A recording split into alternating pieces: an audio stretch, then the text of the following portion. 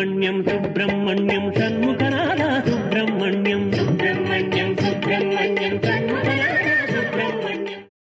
సుబ్రహ్మణ్యోత్పత్తి యందు అంతా కూడా ధర్మ సంబంధమైనటువంటి భక్తి సంబంధమైనటువంటి అనేకమైన మలుపులు తిరిగితే తప్ప ఆ అవతారము రావడం సంభవం కాలేదని మీతో నేను మనవి చేసి ఉన్నాను.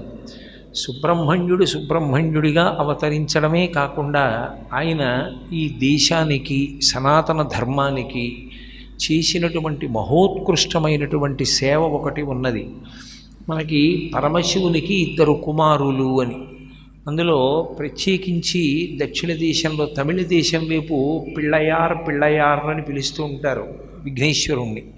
పిళ్ళయార్ అంటే పెద్ద కొడుకు గారు అని గౌరవవాచకం. పెద్ద కొడుకు విఘ్నేశ్వరుడు, కుమార శబ్దము చేత 2వ కుమారుడు సుబ్రహ్మణ్యుడు. సుబ్రహ్మణ్యుడు మహాజ్ఞాని. పరమశివుడు ఎంతటి జ్ఞానియో అంతకన్నా ఎక్కువ జ్ఞాని. జ్ఞానమునందు యథార్థమునకు ఒకరికన్నా ఒకరు ఎక్కువ అన్నమాట ఉండదు. బ్రహ్మతత్వాన్ని అనుభవించడం అనేటటువంటి స్థాయికి వెళ్ళిన తరువాత ఇక అదే కట్టకడపట్టి స్థాయి. ఇక అది దాటి ఉండడానికి ఇంకొకటి ఉండదు. బ్రహ్మాన్ని అనుభవించిన స్థితి ఏది ఉంటుందో, ఎక్కడ బ్రహ్మాన్ని అనుభవించి తాను బ్రహ్మముగా నిలబడిపోతాడో అదే జ్ఞానమునందు చిట్ట చివరి స్థితి. కానీ పరమశివుని కన్నా కూడా జ్ఞానమునందు ఒక విషయంలో సుబ్రహ్మణ్యుడు అధికుడు అనేటటువంటి స్థితిని పొందాడు. అలా పొందడం ఏదో వాదోపవాదముల చేతనో పరమశివుడికి తెలియనటువంటి ఒక విషయాన్ని సుబ్రహ్మణ్యుడు చెప్పాడనో అక్కడ అర్థం చేసుకోకూడదు. అంత గొప్పవాడైనా తండ్రికి ఒక కోరిక మిగిలిపోయింది పరమేశ్వరుడికి. ఏమిటి ఆ కోరిక అంటే, ఆయనకి ఏ విషయంలోనైనా నేను ఒక విషయాన్ని సభలో చెప్తే అంతకన్నా బాగా నాకు చెప్పేవాడు ఒకడు ఉన్నాడన్న కోరిక ఆయనకి తీరలేదు. ఎప్పుడు చెప్పినా లోకానికి ఏదైనా చెప్పవలసి వస్తే చెప్పేవాడెవరు అంటే పరమశివుడే చెప్తూ ఉంటాడు. అది చెప్పడం కూడా గమ్మత్తు ఎక్కడుంటుందంటే, మౌనంతో ప్రారంభం చేసి వాక్యంతో చెప్పడం వరకు అన్నీ కూడా పరమేశ్వరుడే చెప్తాడు. అందుకే మీరు చూడండి, ఎప్పుడైనా ఒక శ్రావణ మాసంలో వచ్చేటటువంటి శుక్రవారం నాడు చేసేటటువంటి వ్రతకల్పం ఎలా రావాలి అంటే, పార్వతీదేవి పరమేశ్వరుణ్ణి అడిగితే లోకంలో అది ప్రకాశిస్తుంది. అలాగే ఏ నామాన్ని సులువుగా పలికినంత మాత్రం చేత విష్ణు సహస్రనామ స్తోత్రాన్ని పారాయణ చేసినటువంటి ఫలితాన్ని పొందుతారని కేనోపాయేన లఘున అంటూ పార్వతీదేవి పరమేశ్వరుణ్ణి అడిగితే, శ్రీరామ రామ రామేతి రమే రామే మనోరమే సహస్రనామ తత్తుల్యం రామనామ వరాననే.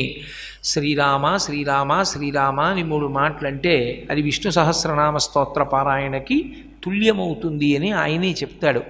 లోకంలో ఎక్కడ ఏ విషయం బయటికి వచ్చినా అసలు ఈ శబ్ద సృష్టికంతటికీ కారణం ఆయన చేతిలో ఉన్నటువంటి ఢమరుకం మోగడం. అందుకని మౌనం దగ్గర నుంచి వాక్యాన్ని చెప్పడం వరకు శంకరుడి యొక్క అధీనమై ఉంటుంది. అందుచేత పరమశివుని కన్నా గొప్పగా చెప్పాడన్నవాడు లోకంలో ఇంకెవరు ఉండడు. ఆయన కన్నా తెలిసిన్నవాడు ఉన్నాడన్నవాడు ఉండడు. ఎందుచేత అంటే లోకంలో సృష్టి అంతా ఎవరిలోకి వెళ్ళిపోయిందో వాడిలోంచే బయటికి రావాలి. లయమైనప్పుడు అన్నీ ఆయనలోకే వెడతాయి. మళ్ళీ బయటికి వచ్చేది కూడా ఆయనలోంచే బయటికి రావాలి. ఆయన బయటికి తెచ్చి కొంతసేపు ఉంచినప్పుడు స్థితికారుడు విష్ణువు అయి ఉంటాడు. ఆయనే బయటికి వదిలినప్పుడు సృష్టికర్త అయి బ్రహ్మ అవుతాడు. మళ్ళీ లోపలికి పుచ్చుకున్నప్పుడు లయకారుడై మహేశ్వరుడు అవుతాడు. అందుకని 3 రూపములు ఆయనవే అయి ఉంటాయి. అందుకే పరమశివ తత్వమునందు నటరాజతత్వము అంత గొప్పదై ఉంటుంది. నటరాజతత్వంలో ఒక చేతిలో ఢమరుకం పట్టుకుంటాడు, ఒక చేతిలో అగ్నిహోత్రం పట్టుకుంటాడు.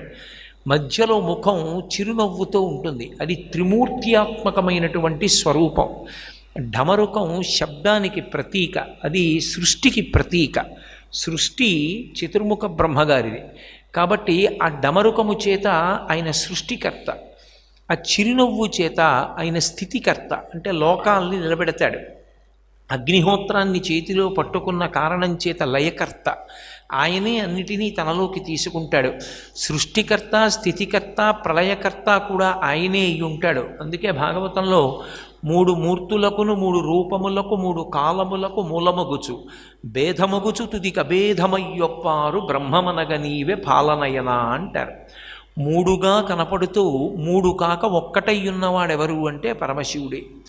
ఆ శివతత్వము అవగతము కావాలి అంటే మాయ తొలగాలి. ఆ మాయ తొలగడానికి కూడా మళ్ళీ అమ్మవారే కారణం. అందుకే శంకర భగవత్పాదులు సౌందర్యలహరి చేస్తూ ఒక మాట అంటారు, మహామాయా విశ్వం భ్రమయసి పరబ్రహ్మ మహిషి అంటారు. అమ్మా, నీ యొక్క యథార్థమైన స్వరూపమేమి అంటే మాయ. మాయ అన్న మాటని జాగ్రత్తగా అర్థం చేసుకోవాలి. ఉన్నది లేనట్టు లేనిది ఉన్నట్టు కనపడడమే మాయా అని పేరు. అసలు ఏది ఉన్నదో అది లేదనిపిస్తుంది, ఏది లేదో అది ఉన్నదనిపిస్తుంది, అదే మాయ. అటువంటి మాయ అమ్మవారి యొక్క స్వరూపం. అది తొలగిపోవాలి అంటే మళ్ళీ ఆవిడ అనుగ్రహం చేతనే తొలగిపోవాలి. ఆవిడ అనుగ్రహంతో మాయ తొలగితే తెర పైకెత్తితే కనపడేవారు ఎవరు అంటే పరమశివుడు కనపడతాడు. కాబట్టి అన్నీ ఆయనే అయ్యున్నప్పుడు ఇక ఆయన కన్నా భిన్నమైనది లేనప్పుడు లోకంలో ఆయనకి తెలియనిది అన్నదొకటి ఉండే అవకాశం కూడా ఉండదు. మీరు ఎప్పుడూ ఒకటి గుర్తుపెట్టుకోవాలి, అసలు ఉన్నది ఒక పదార్థమైతేనే పూర్ణత్వం, ఒకటి కన్నా ఎక్కువైతే ఘర్షణ ఉంటుంది. మరి ఉన్నది ఒక్క శివతత్వమే కనుక ఆయనకి తెలియనిది అన్నది ఒకటి ఉండే అవకాశం లేదు. లేనప్పుడు ఆయనకున్న కోరిక ఎలా తీరుతుంది? ఆయనకున్న కోరిక ఏమిటి? నాకన్నా బాగా చెప్పేవాడు ఉండాలి, అంటే ఆయనకన్నా బాగా తెలిసిన్నవాడు ఉండాలి. అది చమత్కారం ఏమిటంటే లోకంలో సత్కారము అని ఒక మాట, సమ్మానము అంటూ ఉంటారు. ఒక మహావిద్వాంసుడికి గొప్ప సత్కారం ఏది అంటే తన కొడుకు చేతిలో తాను ఓడిపోవడం. పుత్రాదిచ్చేత్ పరాజయం అని. తన కొడుకు చేతిలో తాను ఓడిపోయాడు అనుకోండి, నా కొడుకు ఇంత విద్వాంసుడయ్యాడు అని అంతకన్నా తృప్తి ఇంకొకటి ఉండదు. కాబట్టి పరమశివునికి మిగిలిపోయిన ఒకే ఒక్క కోరిక ఏమిటి అంటే నాకన్నా నా కొడుకు మహావిద్వాంసుడై ఉండాలి. హేరంబీచ గుహీచ హర్షభరితం వాత్సల్యమంకూరయన్ మారద్రోహిణి పూరుషే సహభువం ప్రేమాంకురం వ్యంజయన్ ఆనమ్రేషు జనీష పూర్ణకరుణా వైదగ్ధ్యముత్తాలయ అంటారు మూకశంకరులు మూక పంచశతిలో. ఆమెకి ఏమిటి లోటు?